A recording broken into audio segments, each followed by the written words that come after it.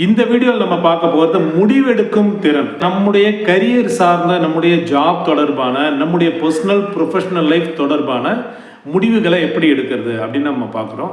நிறைய இடங்களில் நம்ம தடுமாறுறோம் நம்ம கேரியரில். இப்போ ஃபார் எக்ஸாம்பிள் ஒருத்தருக்கு 2 ஜாப் கிடச்சிருக்கு. ஒன்று 2 ஆஃபர் வாங்கியிருக்காரு. ஒன்று பாண்டிச்சேரியில் ஒரு கம்பெனியில், இல்லை லோக்கலில் உங்களோட ஊரில் உங்கள் லோக்கலில் ஒரு கம்பெனியில் ஒரு ஆஃபர் வாங்கியிருக்காரு. சென்னையிலையோ பெங்களூர்லையோ இன்னொரு கம்பெனியில் ஒரு ஆஃபர் வாங்கியிருக்காரு. 2 ஆஃபரில் எதுக்கு போகிறது அப்படின்னு வருதுன்னு வச்சுப்போமே. ஃபார் எக்ஸாம்பிள் அவர் ஒரு பட்டிங் ப்ரொஃபஷனல், ஒரு 2 இயர்ஸ் 3 இயர்ஸ் எக்ஸ்பீரியன்ஸ் உள்ள ஒரு ப்ரொஃபஷனல் வச்சுக்கிட்டா, இப்போ அவருக்கு லோக்கலில் இல்லை நியர்பை ரெசிடென்ஸில் கிடைச்சிருக்கிற ஆஃபர் ஒரு ரீசனபிள் சேலரி. அதர் ஸ்டேட்டில் ஒரு அவுட் ஸ்டேஷனில், ஒரு மெட்ரோபாலிட்டன் சிட்டியில் இருக்கிற ஒரு இண்டஸ்ட்ரியில் கிடைச்சிருக்கிற ஆஃபர் அதுவும் ஒரு ரீசனபிளான சேலரி பெரிய டிஃப்ரென்ஸ் இல்லை.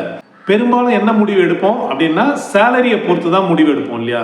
ஆனால் இதில் நீங்கள் பார்க்க வேண்டிய இன்னொரு முக்கியமான ஒரு பேராமீட்டர் இருக்குது. அது என்னன்னா, அது பெரும்பாலான யங்ஸ்டர்ஸ் பார்க்கறது இல்லை, புத்திசாலிகள் மட்டும்தான் பார்க்குறாங்க. அது என்னன்னா, அது என்ன இண்டஸ்ட்ரி, என்ன மாதிரி இண்டஸ்ட்ரி, அங்கே போனால் நம்ம நிறைய கற்றுக்கலாமா, ஆன் ரோலா ஆஃப் ரோலா, அங்கே நம்ம கொடுத்துருக்கிற ஜாப் டிஸ்கிரிப்ஷன் என்னது, அங்கே ஒரு 2 இயர்ஸ் 3 இயர்ஸ் 5 இயர்ஸ் ஒர்க் பண்ணால் நம்மளோட கேரியர் கிராஃப் எந்த அளவுக்கு ஹைட்டுக்கு போகும் அப்படின்ற விஷயங்கள் பார்க்கறது கிடையாது.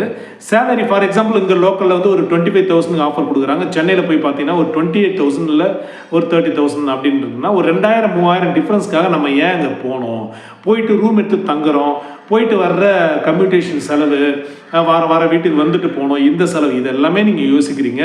பட் இதை தாண்டி நீங்கள் அது சப்போஸ் இதை விட ஒரு நல்ல ஒரு ரெப்யூட்டட் குரூப் கம்பெனி, அங்கே போனால் நம்ம இந்த விஷயங்கள்லாம் கற்றுக்கலாம், அங்கே இந்த மாதிரியான சிஸ்டம்ஸ் இருக்குது, அங்கே இந்த மாதிரியான ட்ரைனிங் இருக்குது, அங்கே போயிட்டு ஒரு 2 இயர்ஸ் 3 இயர்ஸ் ஒர்க் பண்ணும்போது நம்மளோட கேரியர், நம்மளோட டெக்னிக்கலி நம்ம எந்த அளவுக்கு ஸ்கில்டாக ஆக போகிறோம் அப்படின்ற விஷயங்கள் எல்லாத்தையும் நீங்கள் பார்க்கணும்.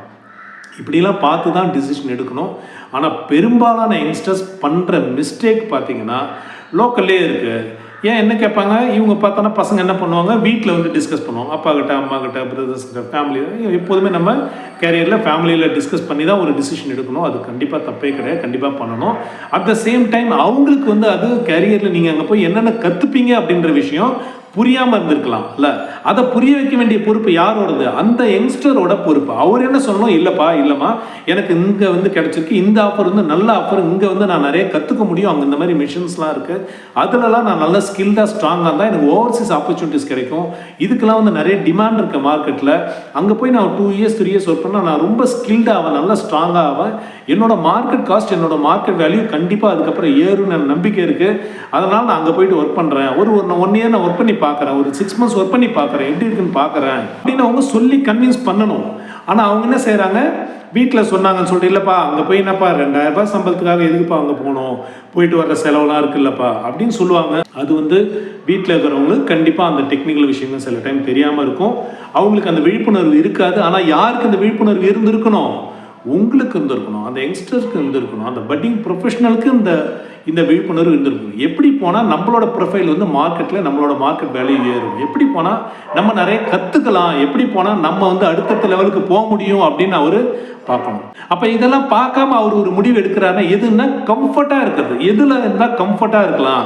ஸோ இது ஓகே, லோக்கலில் இருக்கிறது கம்ஃபர்ட்டாக இருக்கும், இது நம்ம கம்ஃபர்ட்டாக இருக்கும், இந்த சேலரி இதுக்கு ஓகே அப்படின்னு சொல்லிட்டு அவர் டிசிஷன் எடுக்கிறாரு. இதுதான் தப்பாகுது. எப்போ லாங் ரன்ல ஒரு 5 வருஷம் கழிச்சு பார்க்கும்போது அவர் கிட்டத்தட்ட பார்த்தோன்னா அதே சேலரி லெவலில் தான் இருந்திருப்பாரு, பெருசாக டெக்னிக்கலாகவும் ஸ்கில்டாகவும் இருந்திருக்க மாட்டார். இதுக்கெல்லாம் காரணம் என்னது, அப்போ அவர் எடுத்த டிசிஷன். அப்போ நீங்கள் டிசிஷன் எடுக்கும்போது ரொம்ப கேர்ஃபுல்லாக எடுக்கணும், கவனித்து எடுக்கணும், எல்லா பேராமீட்டர்ஸையும் பார்க்கணும். டெக்னிக்கலாக என்னென்ன கற்றுக்க முடியும், லாங் ரன்ல இது நமக்கு ஹெல்ப்ஃபுல்லாக இருக்குமா, இந்த எக்ஸ்பீரியன்ஸ் நம்மளை அடுத்தடுத்து எந்த லெவலுக்கு கொண்டு போகும் அப்படின்ற விஷயங்கள் எல்லாமே நீங்கள் அனலைஸ் பண்ணணும். இதுக்கு நீங்கள் கூகுளோட சப்போர்ட் எடுத்துக்கலாம், இண்டஸ்ட்ரி பற்றி நீங்கள் கம்பேர் பண்ணி பார்க்கலாம், அங்கே ஒர்க் பண்ணுறவங்ககிட்ட கேட்கலாம், உங்களோட சீனியர்ஸ் கிட்ட கேட்கலாம், கன்சல்டன்ஸ் கிட்ட கேட்கலாம்.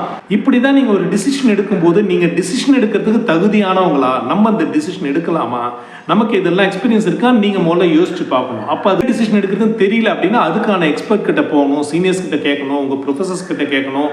இதெல்லாம் கேட்டுட்டு தான் நீங்கள் டிசிஷன் எடுக்கணும். ஏனோ தானோ நீங்கள் டிசிஷன் எடுக்கும்போது 4-5 வருஷம் கழிச்சு பார்க்கும்போது நமக்கு ஒரு பெரிய ஒரு ப்ரொஃபைலாக நம்மளுக்கு ஃபார்மேஷன் ஆகி இருக்காது. அது காரணம் என்னது, டைம் டு டைம் நம்ம இடைவெளியில் நம்ம எடுத்த டிஃப்ரெண்ட் டிசிஷன்ஸ் வேறு இடங்களுக்கு கொண்டு போயிடும். அப்போ பார்த்தோன்னா நம்ம திரும்பி பார்த்தோன்னா நம்ம 5 வருஷத்தில் எதுவுமே கற்றுக்கிட்டு இருந்திருக்க மாட்டோம், நம்ம மார்க்கெட் வேல்யூ ஏறி இருக்காது, சேலரியும் ரொம்ப ஆவரேஜாக இருந்திருக்கும்.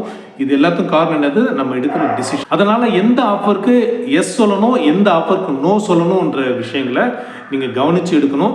கம்ஃபர்ட் ஜோன்லேயே இருக்கணும்னு நினச்சிங்கன்னா நம்ம முன்னேற முடியாதுன்னு நான் நிறைய வீடியோவில் சொல்லியிருக்கேன். அந்த வீடியோஸும் பாருங்கள். அப்போ டிசிஷன்ஸ் கரெக்டாக நீங்கள் எடுக்கும்போது உங்களுக்கான மார்க்கெட் வேல்யூ கண்டிப்பாக ஆட்டோமேட்டிக்காக கிரியேட் ஆகும் நண்பர்களே. Yes boss HRD channel.